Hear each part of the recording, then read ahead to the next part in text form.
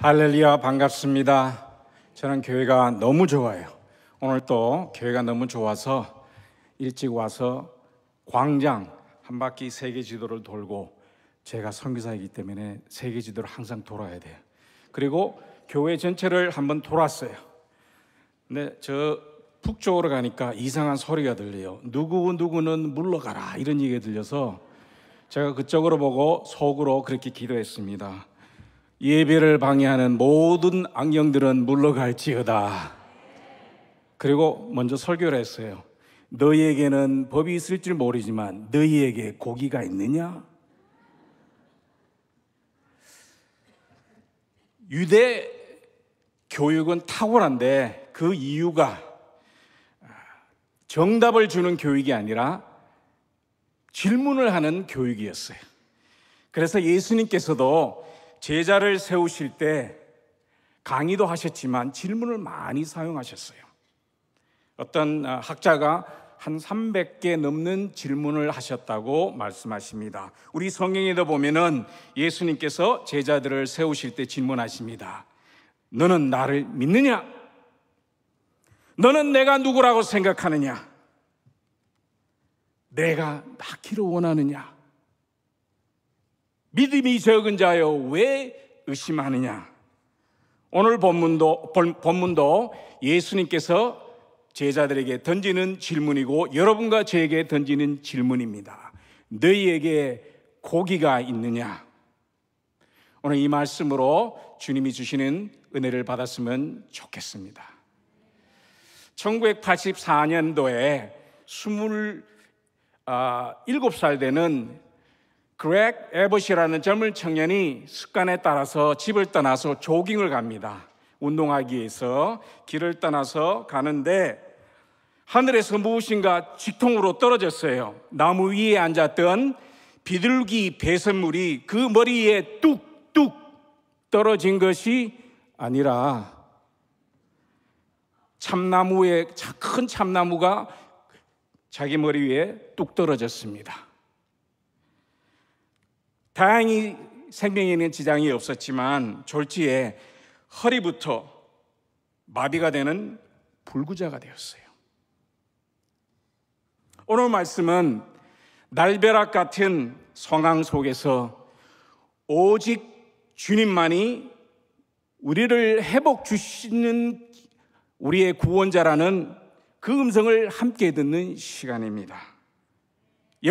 예루살렘 일보의 일면에 하늘이 무너지는 큰 벼락 같은 소식이 실렸어요. 나사렛 예수 사망하다. 이 미디어 소식을 타고 온 유대 전 지역에 퍼져나갔습니다. 3년 동안 자기의 인생을 걸었던 제자들이 자기가 섬겼던 메스터, 리더로 알았던 지방 출신 나사렛 예수님이 예루살렘 도시에 가셔서 힘없이 잡혀서 십자가에, 그것도 회복의 그림자는커녕 맥없이 죽어가는 모습을 보고 제자들의 마음은 가슴이 무너졌습니다. 죽고 싶은 심정이었습니다. 그러나 예수님은 3일 후에 성경 말씀대로 부활하셨습니다. 할렐루야. 저는 그래서 주일이 너무 좋습니다. 예수님 부활하신 날을 국가에서도 쉬는 날로 정해주니 얼마나 좋은지 모르겠어요. 그리고 이 예수님을 만나는 예배, 부활을 기억하는 날이기 때문에 너무 좋아요.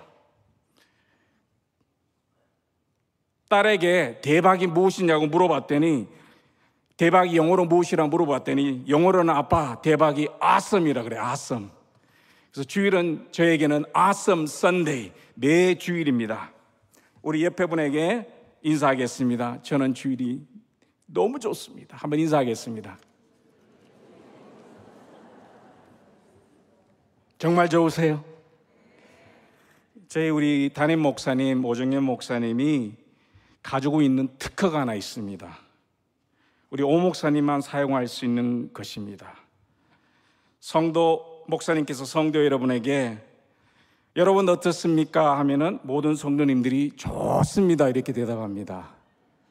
제가 목사님에게 저희 결혼 주례를 받았습니다. 그래서 온전한 제자는 온전한 스승을 그대로 따라해야 되기 때문에 제가 지금 목사님의 허락 없이 목사님의 특권을 한번 사용해 보도록 하겠습니다. 잘해 주셔야 돼요. 성도 여러분, 예수님 부활하신 주일이 어떻습니까? 담임 목사 아니라고 차별하시네. 성도 여러분, 예수님 부활하신 주일이 어떻습니까? 우리는 이미 예수님과 함께 죽었고 부활했기 때문에 사는 것이 즐겁고 행복합니다. 그러나 그 당시에는 예수님이 부활하셨지만 여론이 조작이 되었어요. 그때나 지금이나 비슷한 것 같아요. 오히려 사단과 그 무리들이 예수님의 부활의 사건을 거짓 스토리로 여론을 조작했어요. 그 내용이 마태복음 28장에 나오는 내용입니다. 그러나 아무리 사단과 악한 무리들이 예수님의 부활의 스토리를, 그 부활의 역사를 덮으려고 해도 예수님은 진정 부활하셨습니다. 그 부활하신 예수님께서 즉시 천국으로 승천하시는 것이 아니라 40일 동안 이 땅에서 제자들과 함께 시간을 보냈습니다. 개인적으로 만나시고 그룹으로 만나시고, 오늘 본문의 내용이 그 중에 하나입니다. 실망의 바다에 빠진 베드로가 갈 곳은 없고 짐 싸들고 갈릴리 고향으로 돌아갑니다. 우리의 인생은 전진하는 것도 쉽지 않은데 베드로는 인생의 방향이 후진하는 그런 순간입니다. 앞으로 어떻게 삶을 살아야 될까? 예수님께 완전히 실망했다 한숨만 지면서 돌아갔습니다. 그래서 과거에 하였던 직업에 따라서 고기를 잡으러 갑니다. 6명의 동지들이 함께 갑니다. 7명 남자들이 배에 타서 고기를 잡으러 갑니다. 마음은 뒤숭숭하고 물고기 잡는 것으로 마음을 달래보려고 밤새도록 고기를 잡는데 마음의 실망 크기만큼 손에 수확도 없었어요. 실망되었어요. 고기 한 마리도 잡지 못했어요. 손에 잡히는 것이 없었습니다. 기쁨도 증발되고 밥맛이 없었습니다. 여러분, 요사이 밥이 맛있습니까? 밥맛이 어떠세요? 두 손으로 열심히 일했는데 수확은 일한 만큼 수고에 비하여 너무 적어서 참 실망스러운 날들이 있을 수도 있습니다. 몸에 피곤질 수도 있고 마음에 피곤질 수도 있어요. 이런 것들이 베드로와 그의 제자들의 가슴을 꾹 눌렸었습니다. 가슴은 답답하고 무거운 쇠덩어리처럼 짓누름 같은 압박감 때문에 숨 쉬는 것도 힘들었을 겁니다. 실망감과 실패감으로 바닥에 쓰러질 상황이었습니다. 아마 제가 베드로였다면 가슴속에 외치고 싶은 이런 마음이 있을 거예요. 주님, 어디 계세요? 주님, 정말 미치겠네요. 그러나 그때 예수님께서는 모든 상황을 보시고 계셨습니다. 그래서 시편 139편 1절에서 5절에 보면 시편 기자가 하나님을 표현할 때 이렇게 표현합니다. 여호와여, 주께서 나를 살펴보셨으므로 나를 아시나이다. 주께서 내가 앉고 일어섬을 아시고 멀리서도 나의 생각을 밝히 아시오며 나의 모든 길과 내가 눕는 것을 살펴보셨으므로 나의 모든 행위를 익히 아시오니 여호와여, 내 혀의 말을 알지 못하는 것이 하나도 없으시니이다. 주께서 나의 앞뒤를 둘러싸시고 내게 안수하셨나이다. 코로나 바이러스 사태로 힘들어하는 저와 여러분들에게 주님은 지금도 보고 계시고 알고 계시고 또한 앞뒤로 싸고 계신다는 주님의 말씀입니다. 베드로가 힘들어할 때 예수님께서는 해변가에서 잔치를 준비하고 계셨어요. 그래서 성경을 보면 하나님의 나라는 잔치, Kingdom of God is party. 세상 사람만 파리하는 게 아니에요. 저는 그게 너무 좋아요. 예수님께서 모닥불을 피우시고 물고기와 떡, 영어 성경은 빵입니다. 실제로 빵을 준비하십니다. 그리고 주님께서 정말 영적으로 눈치 있으신 분이에요. 제자들은 수치스럽고 부끄럽고 죄송스러워서 주님 만나기가 그런데 주님이 너무 채찍스러워요. 유머스러워요. 실제로는 여러분 성경 읽으실 때 어떻게 읽은지는 모르시지만 저는 이것을 읽으시면서 얼마나 주님이 유머스럽고 영적으로 한국 사람은 눈치가 있으신 분이에요.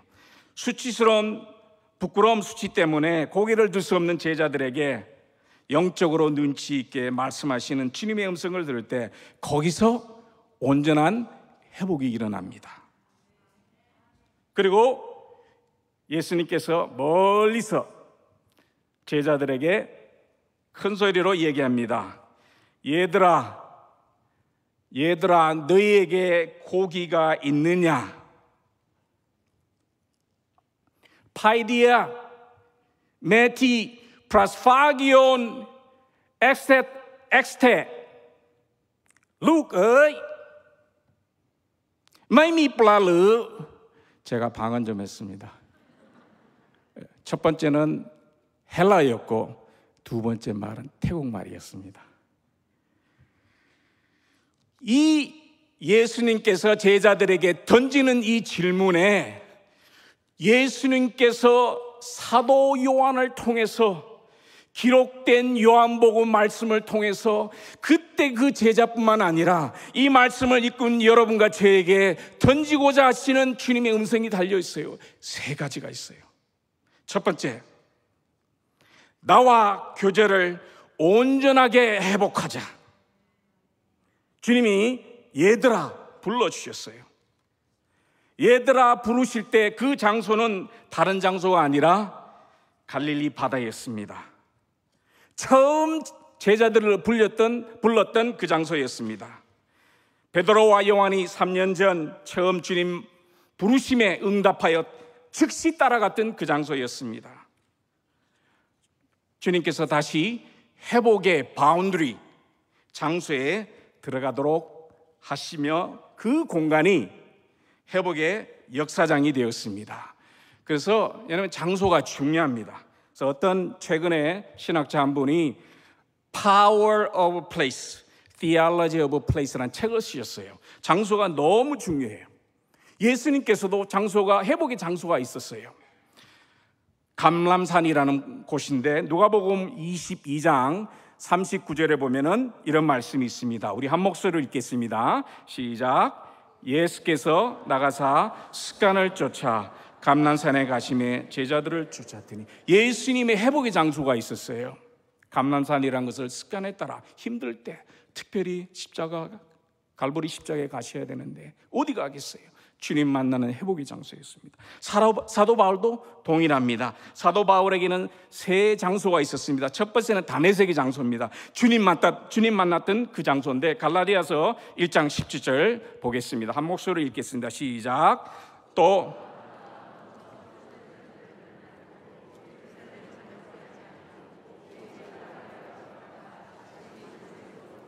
다메섹으로 돌아갔어요. 왜? 거기는 가슴이 뛰는 곳이에요. 주님 만나는 회복의 장소였기 때문에. 또 바드로에게는 안디옥 교회라는 친정이에요. 선교의 친정. 선교사는 친정이 있어요. 그게 파송교회입니다. 너무나 파송교회 가서 예배만 드려도 가슴이 따끈하고 모든 피로와 선교의 피로와 어려움들이 다 나갑니다. 그리고 트로아스라는 그 지역은 사도 바울이 몇 번 방문했어요. 왜? 유럽 선교에 비전을 받았던 곳인데 매를 맞고 힘들어할 때마다 그것을 한번 지나갑니다. 왜? 그 장소가 회복의 장소이기 때문에. 저에게도 하나님께서 허락하신 회복의 장소가 세 군데가 있어요. 제가 UCLA 대학교 다닐 때 믿지 않는 가정에 태어나서 쉽지 않을 때 하나님 앞에 헌신할 때 UCLA 대학교 캠퍼스에 가면 북쪽 캠퍼스에 스컬프처 가든이라는 곳이 있어요. 스컬프처 가든, 조각 동산이 있습니다. 거기 원래 헐리우드에서 영화를 많이 찍는 곳인데 대학교 3학년 때 거기서 주님을 깊이 만났어요. 그래서 제가 이름을 바꿨어요. 스컬프처 가든이 아니라 스크립처 가든, 말씀의 동산으로 바꿔서 저는 힘들 때마다 거기 한번 찾아갔어요. 그리고 선교사로 헌신했을 때 포기하고 싶을 때가 여러 번 있었어요. 주님, 저 그만하겠습니다까지 여기까지 올라와요. 그럴 때마다 미국 페사디나에 가면은 U.S. Center for World Mission이라는 선교센터가 있습니다. 거기 가서 선교사님 만나고 선교책 보면서 그렇게 처음 저희들이 2년 선교하려 하다가 22년이 지나됐어요. 그리고 또 하나는 교회 본당입니다. 저는 사랑의 교회 안아주신 본당이 너무 좋습니다. 여러분 좋으세요? 여러분은 잘 모르실지 모르겠어요. 저는 선교지에 있다가 예배가 정말 그리워서 사랑의 교회 본당에 오면은 매 주일마다 100만 원씩 벌은 기분입니다. 샤키나 찬양대 20만 원, 우리 찬양대원 20만 원, 헌금통속 10만 원, 설교 40만 원. 그리고 끝나고 나가면 예술 그림들이 있어요. 저는 그래서 주일마다 오면은 100만 원씩 부자 된 그런 느낌이에요. 그래서 사랑의 교회 본당에 오면은 너무너무 좋아요. 안아주신 본당에. 매주마다 제가 이런 돈을 계산하는 것이 아니라 주님 만나는 그곳이기 때문에 영적으로 얼마나 배가 부른지 몰라요. 그리고 저는 한국 와서 제일 답답한 것이 아파트가 천장이 높이가 너무 낮아요. 2.3m 밖에 안 돼요. 저는 그래서 매주마다 예배 올 때마다요, 저는 사랑의 교회 천장을 쳐다봅니다. 어떤 분이 건축가가 이렇게 기록을 하더라고요. 2.3m 공간과 3m 공간 높이가 다른 것의 차이가 뭐냐? 창의력이 2배가 늘어난답니다. 저는 사랑의 교회 본당에 올 때마다 창의력이 많이 올라가요. 온라인으로 예배 드리시는 성도 여러분, 안아주신 본당으로 한번 와보시지 않겠어요? 꼭 오세요. 창의력을 높여주는 이 넓은 영적 공간으로 여러분을 초대합니다. 저는 예배 중에 여러 교회를 가봤지만 예배 중에 카메라를 천장에 대는 교회는 사랑이 밖에 없을 거예요. 그래서 카메라 하시는 분이 의도적으로 그러는지 모르지만 하늘을 바라보는 상징적인 것이죠. 그래서 장소가 너무 중요해요. 그 회복의 장소에 주님께서 제자들을 만나주시고 얘들아 부르시고 메시지를 전합니다.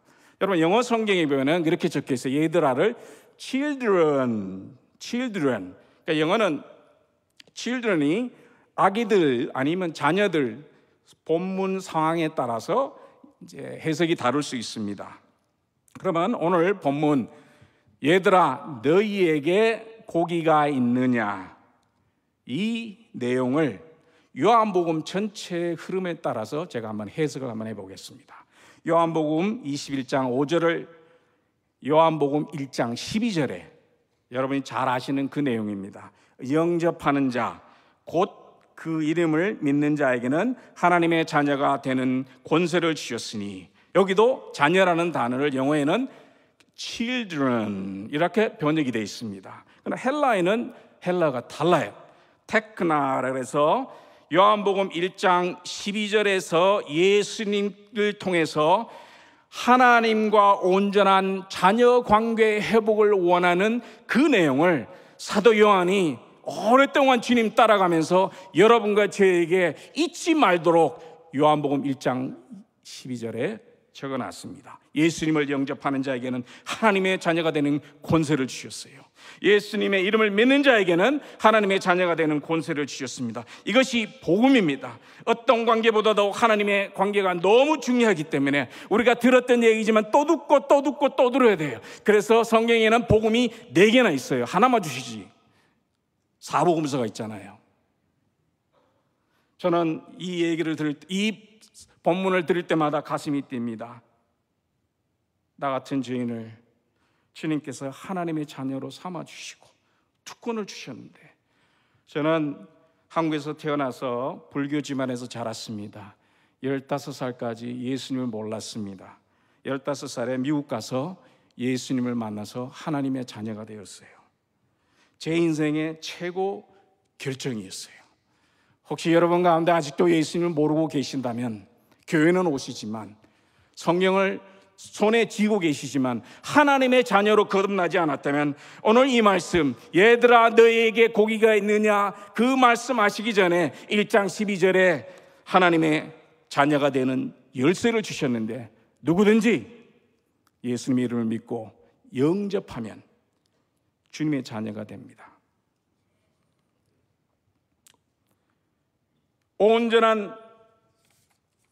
온전한 주님의 제자가 하나님께서 저희들에게 원하시는 그런 내용입니다. 영접하는 자는 하나님의 자녀이기 때문에 어떤 상황에서도 함부로 살지 않습니다. 막 살지 않습니다. 대충 살지 않습니다. 온전한 제자이기 때문에 자녀답게 살아가겠다는 헌신입니다. 그것이 바로 지난주에 오정영 목사님이 말씀하신 것처럼 회색 지대가 없는 온전한 제자입니다. There's no gray zone. 하나님의 자녀답게 어깨 활짝 펴고 웃고 당당하게 담대하게, 코로나에 기죽지 마세요. 코로나에 무릎 꿇지 마세요. 하나님께서 여러분과 저에게 말씀하고 계십니다. 너에게 고기가 있느냐? 자녀들을 부르시고 받아주시고 안아주시는 그 아버지께서, 하나님께서 우리가 힘들어할 때 우리에게 그 사랑을 다시 표현하는 하나님의 방법입니다. 로마서 8장 35절 38절 말씀에 이런 말씀이 있습니다. 그 무엇이 우리와 우리를 향하신 하나님의 사랑을 갈라놓을 수 있겠습니까? 절대 있을 수 없습니다. 고생도, 난관도, 증오도, 배고픔도, 노숙도, 위협도, 협박도, 심지어 성경에 나오는 최악의 죄들도 마찬가지입니다. 당신을 증오하는 자들은 눈 하나 깜빡 않고 우리를 죽입니다.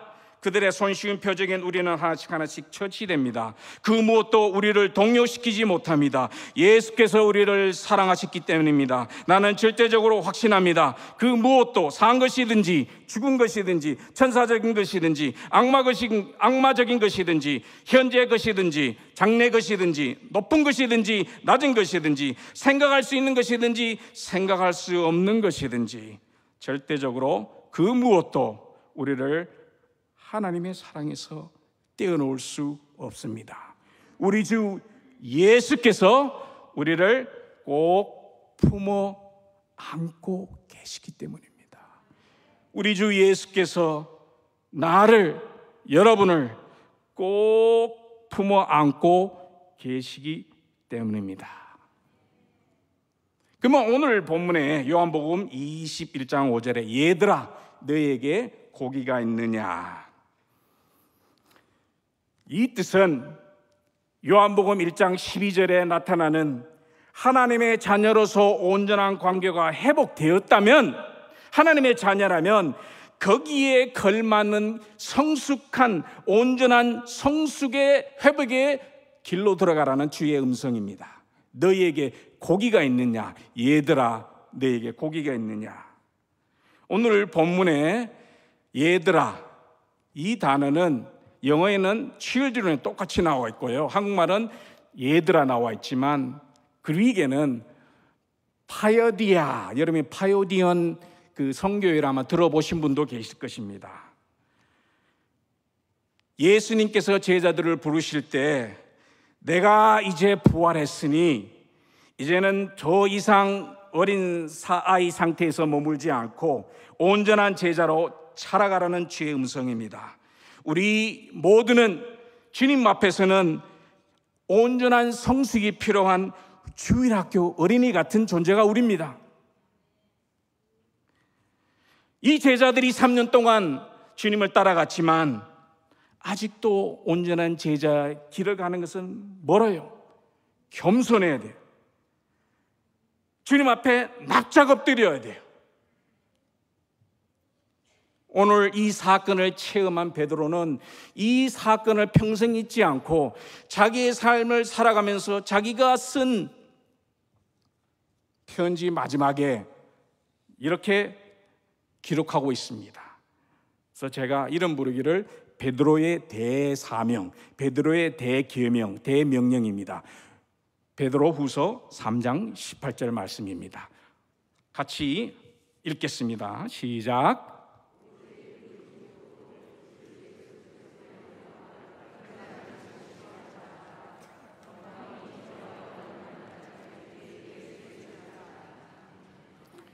자라가라, 지속적으로 자라가라. 그날 이후로 예수님을 그곳에서 만난 이후로 베드로는 중단하지 않았어요.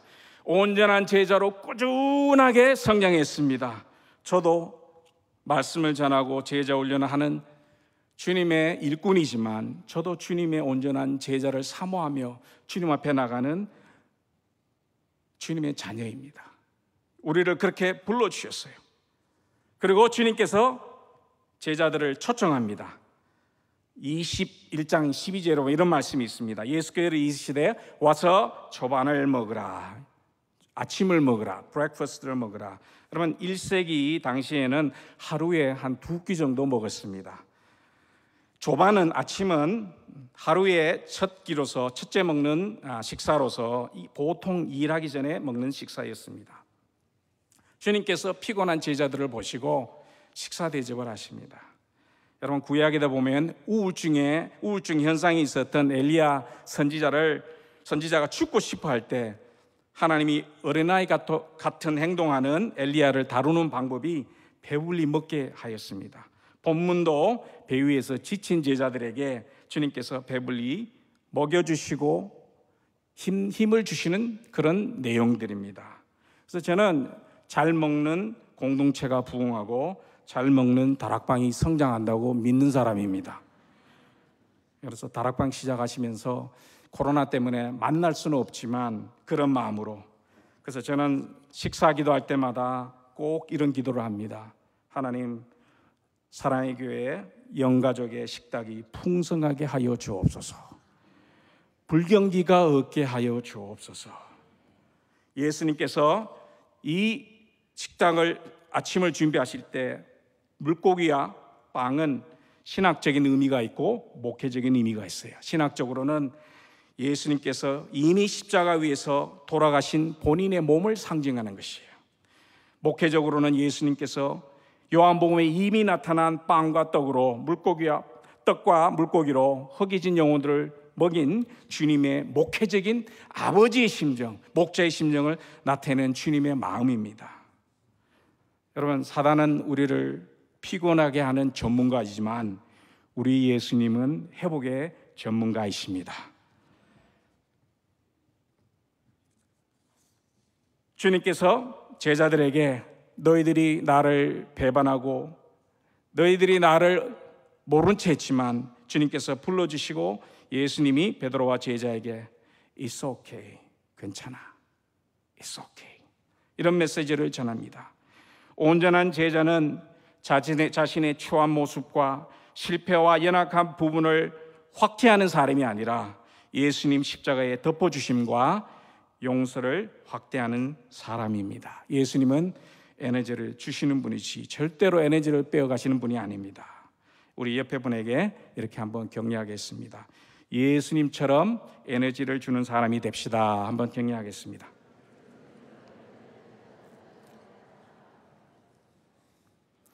두 번째 메시지는 나의 능력으로 온전하게 회복하라, 그런 뜻입니다. 본문에 나오는 한국말에는 고기라고 적혀 있지요.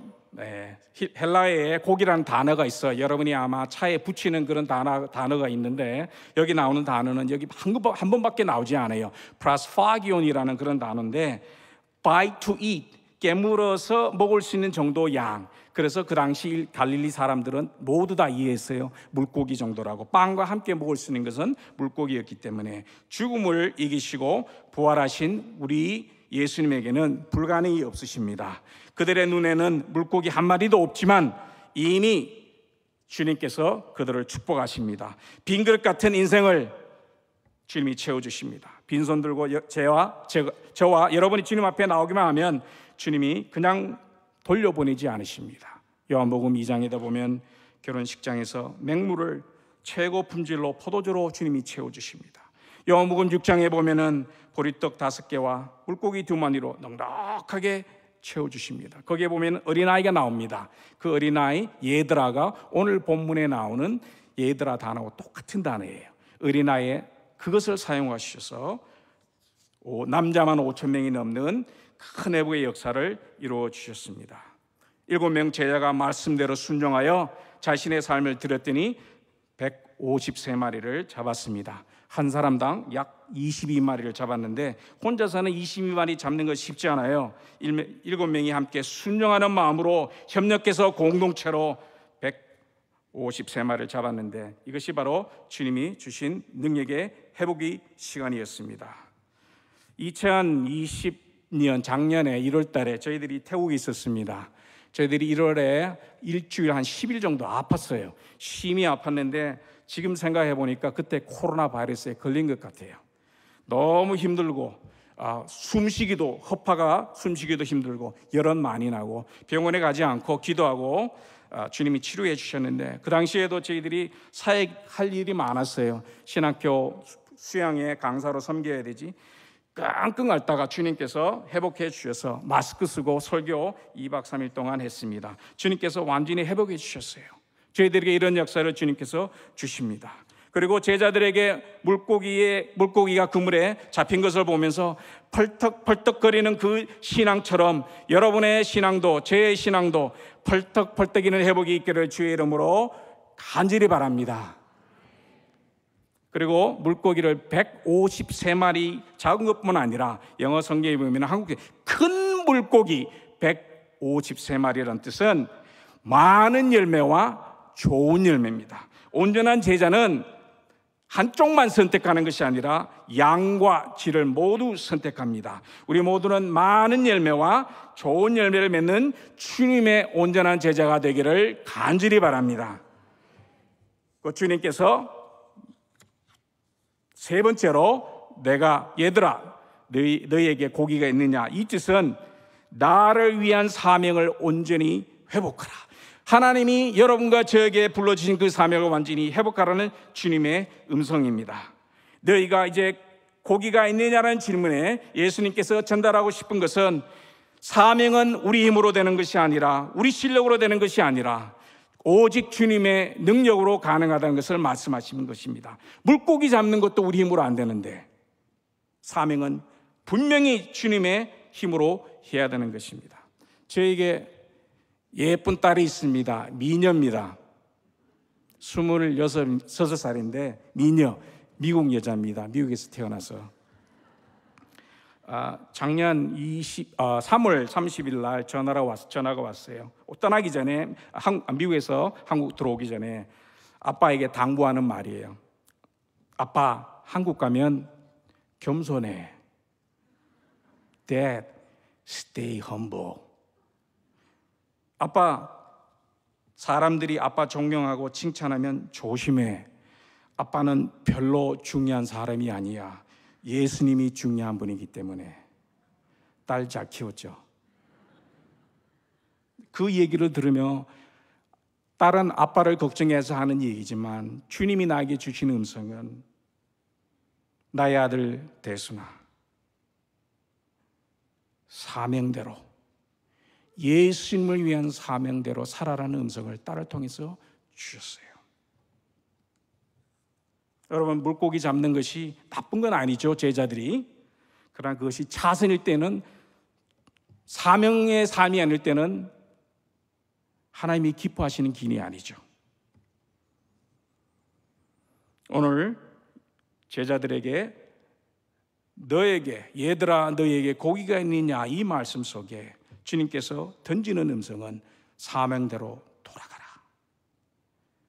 손에 쟁기를 잡고 뒤를 돌아보는 자는 하나님 나라에 합당치 아니하다는 주님의 음성을 아마 묵상을 했을 거예요, 제자들이. 선교지에 있다가 저희들이 선교사로 포기하고 싶을 때가 여러 번 있었습니다. 제일 큰 위기가 선교소 초년생일 때 2년 됐을 때입니다. 아내랑 같이 언어 공부하면서 외국 땅에서 사역을 하는데 힘들어서 짐을 다 싸들고 미국 가서 목회나 해야 되겠다, 이런 생각을 하고 있을 때 선배 선교사님 잠깐 시간을 좀 내서 만나달라고 얘기했습니다. 그분은 1950년도에 태국 산족의 정글에 들어가셔서 40년 이상 선교하신, 키도 저보다 작아요. 백인인데, 작으신 분인데 만나서 물어봤어요. 딱 한 가지. 선교사님, 선배 선교사님, 지난 40년 동안 그 어려운 정글 속에서 버틸 수 있었던 열쇠가 무엇이에요? 키가 무엇입니까? 물어봤더니 그분이 하시는 말씀이 딱 한 단어예요. 한 단어. 영어로 tenacity, 끈기라는 뜻이에요. 끈기. 시리는 도시잖아요. 그래서 시리 중에 제일 좋은 도시가 서울이 아니고 테네시리예요. 아재 조골해서 죄송합니다. 테네시리, 포기하지 않는 거예요. 제자들에게 너에게, 얘들아 너에게 고기가 있느냐, 그 뜻은 앞으로는 포기하지 말고 사명대로 살으라, 그런 뜻입니다. 코로나 이런 상황이 왔을지라도 사랑하는 성도 여러분, 여러분과 저에게 불러주신 사명은 우리가 먼저 온전한 제자가 되고, 또한 아직도 갈릴리 바다처럼 어려운 곳에서 헤매고 있는 회복이 필요한 영혼들을 주님께서 여러분을 통해서 세우시기를 원하십니다. 그래서 액션 플랜으로 여러분이 같이 기도했으면 좋겠어요. 저부터 올 한 해에 여러분 주위와 제 주위에 회복이 필요한 7 영혼들을 찾으세요. 오늘 본문에 보면 7명이 나오는데 예수님께서 그들을 회복시켜 주셨는데 7명을 찾으세요. 그리고 그분들을 본당으로 초청해서 주님 품 안에 인도하도록 여러분의 다락방과 사랑의 교회 안아주신 본당의 축복이 올 연말에는 그런 잔치가 있었으면 좋겠습니다. 제가 처음 설교할 때 1984년도에 27살 된 젊은 청년이, 그렉 에버시라는 젊은 청년이 일상생활하는 것처럼 나갔다가 참나무에 맞춰서 참나무가 떨어져서 불구자가 되었는데 30년이라는 시간이 지났습니다. 그가 57세 되었을 때 2014년에 텍사스의 주지사가 되었습니다. 그리고 2019년에 11월 22일에 이 주지사가 자기와 비슷한 휠체어에 타고 있는 젊은이에게 용기를 주기 위해서 트윗을 하며 트윗. Never quit, never give up, overcome any challenge. 젊은이여, 포기하지 마세요. 포기하지 마세요. 어떤 도전도 극복하세요. 그랬더니 이 나쁜 악플 쓰는 사람들이 이렇게 놀립니다. 그래, 당신이 하나님이라 하는 분이, 그 신이 너를 휠체어에 앉게 하는 신세로 만들었다, 악플을 하는 거예요. 그랬더니 이 그렉 에버시 주지사가 다시 트윗을 합니다. 그리고 이렇게 얘기를 합니다. 하나님은 사고를 일으켜서 나를 마비된 불구자로 버리지 않으셨습니다. 하나님은 내가 감당할 수 없는 큰 도전을 인내할 수 있도록 나를 도와주셨습니다.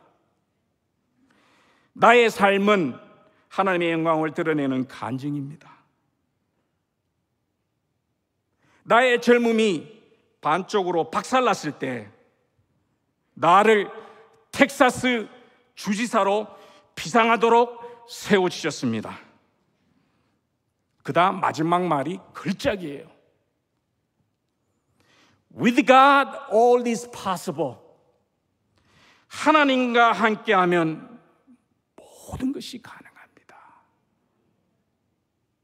오늘 제자들에게 얘들아 너에게 고기가 있느냐, 이 말씀 가운데는 우리를 볼 때에는 불가능하지만 하나님 앞에서는, 하나님과 함께하면 불가능이 없다. 모든 것이 가능하다.